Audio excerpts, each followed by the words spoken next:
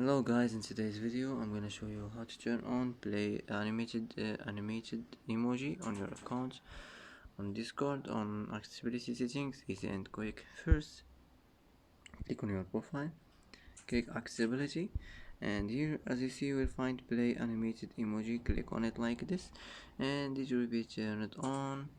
That's it. That's how to turn on play animated emoji on your account on Discord, easy and quick.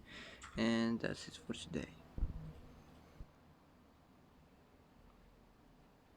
And that's it for today's video. If you like this video, don't forget to like and don't forget to subscribe. I hope this video is helpful for you, and thanks for watching till the end, and see you in the next video.